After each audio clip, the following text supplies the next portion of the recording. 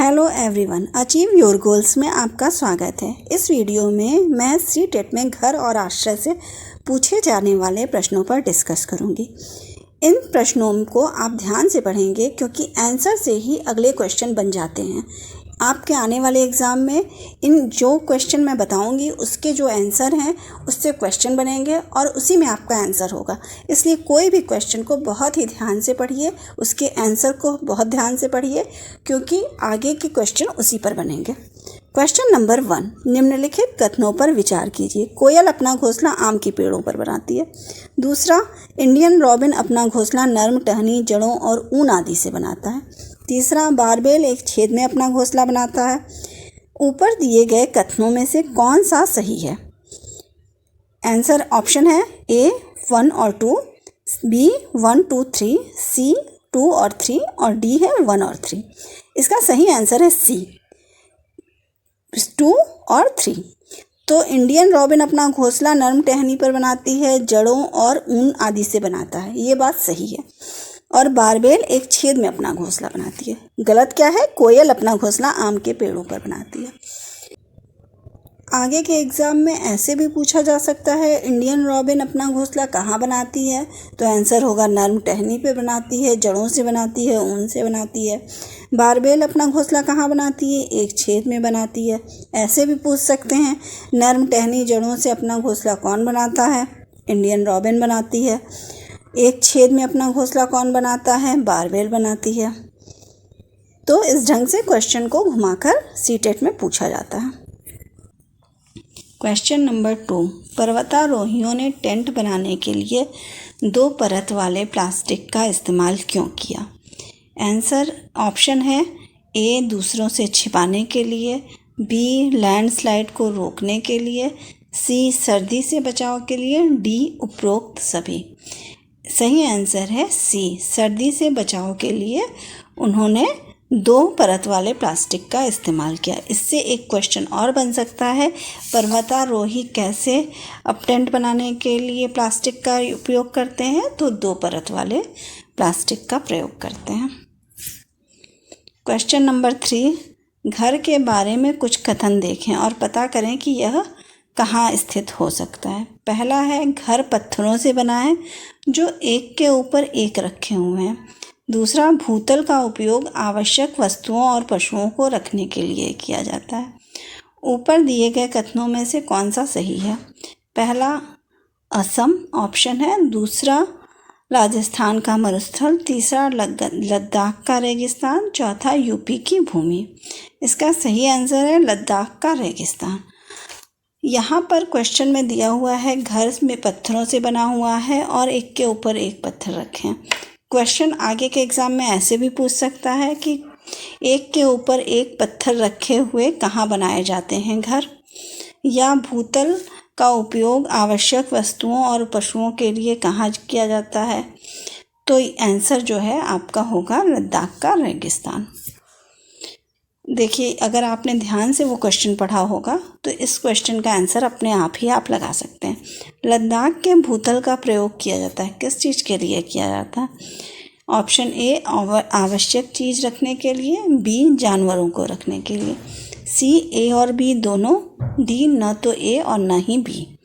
यहाँ पे अगर ध्यान से आपने उस क्वेश्चन को पढ़ा होगा तो इस क्वेश्चन का आंसर आप जान सकते हैं कि ए और बी दोनों होगा। क्वेश्चन नंबर 5, श्रीनगर के घरों में लकड़ी की बनी विशेष खिड़कियां कहलाती हैं। आंसर है ऑप्शन है महराब ए, बी डब, सी दोनों, डी न तो ए और न ही बी। आंसर है सी दोनों। जो श्रीनगर में घरों में लकड़ी की बनी खिड़कियां होती हैं उन्हें क्या कहते हैं? डब कहते हैं और महराब भी कहते हैं। ये क्वेश्चन भी आपसे पूछा जा सकता है, डब कहाँ की खिड़कियों को कहा जाता है, कहाँ की विशेष प्रकार की खिड़कियाँ हैं? तो आप आंसर देंगे श्रीनगर। क्वेश्चन नंबर 6, इग्लू के बारे में निम्नलिखित कथनों पर विचार करें। पहला है, इग्लू का प्रवेश द्वार बहुत चौड़ा होता है। दूसरा, सजावट के लिए फर्श में इस्तेमाल जानवरों की खाल और फर वहाँ पे फर्श में जानवरों की खाल और फर का प्रयोग किया जाता है। तीसरा, एस्किमो इग्लू में रहते हैं। ऊपर दिए गए कथनों में से कौन सा सही है? Option A only 3, option B 1, 2, 3, option C 1 and 2, option D second और थर्ड। आंसर है D, second and third. Igloo का प्रवेश द्वार बहुत चौड़ा होता है। आप लोगों ने देखा होगा इग्लू का प्रवेश द्वार पतला होता है, छोटा होता है, क्योंकि ठंडक अंदर ना जा पाए। सजावट के लिए फर्श में इस्तेमाल जानवरों की खाल और फर, उसमें जो है वो सजावट के लिए फर्श में जानवरों के खाल और फर का इस्तेमाल किया जाता है।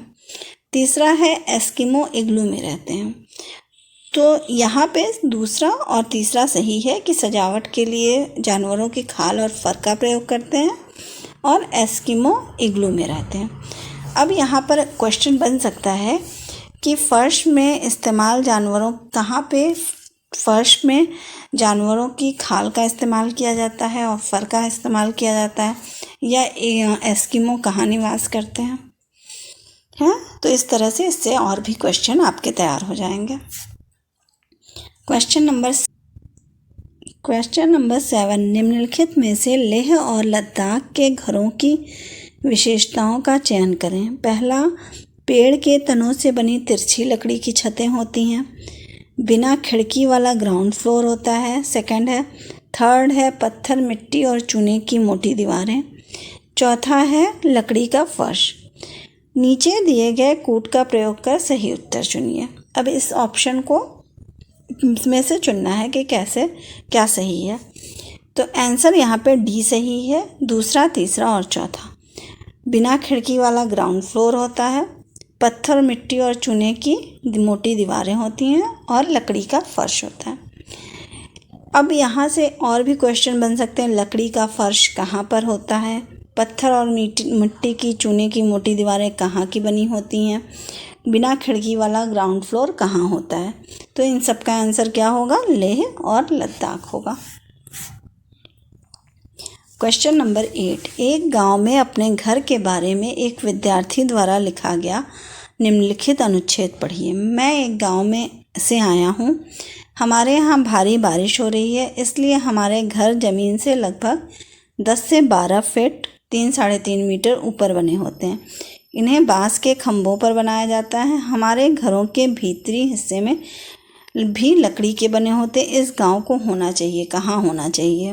Option A Andhra Pradesh, B Assam, C Tamil Nadu, D Uttarakhand. Answer है ऑप्शन बी असम। तो यहाँ से आपको क्या बातें पता चल रही हैं कि असम में क्या होता है? मकान 10-12 फीट ऊंचाई पे बने होते हैं और खंभों पर बने होते हैं। अगर ऐसा क्वेश्चन पूछता है तो कहाँ बने होते हैं? तो आसाम में बने होते हैं। आसाम के मकान कैसे बने होते हैं? तो ऊंचाई पे बने होते हैं और खंभों पर बने होते हैं। क्वेश्चन नंबर 9, घरों की निम्नलिखित विशेषताओं पर विचार करें। पहला, बिना खिड़कियों वाला भूतल। दूसरा, पेड़ के तनों से बनी लकड़ी की तिरछी छतें। तीसरा, जमीन के से करीब 10-12 फीट ऊपर पत्थर के खंभों पर बने मकान। 4, पत्थर, मिट्टी और चूने से बनी मोटी दीवारें। 5, लकड़ी के फर्श। उपरोक्त में से कौन सी विशेषता लेह और लद्दाख के घरों में पाई जाती है? ऑप्शन ए सेकंड, थर्ड और fourth, option B third, fourth और फिफ्थ, ऑप्शन सी 1, 4 और बी 5 और ऑप्शन डी फर्स्ट, सेकंड और थर्ड। आंसर है सी, फर्स्ट, फोर्थ और फिफ्थ। फर्स्ट क्या है? बिना खिड़कियों वाला भूतल। पहले भी हम लोगों ने पढ़ा कि लेह और लद्दाख में बिना खिड़कियों वाला भूतल होता है। फोर्थ, पत्थर और मिट्टी और चूने से बनी मोटी दीवारें होती हैं। ये भी पहले क्वेश्चन में हम लोग पढ़ चुके हैं। 5th, लकड़ी के फर्श।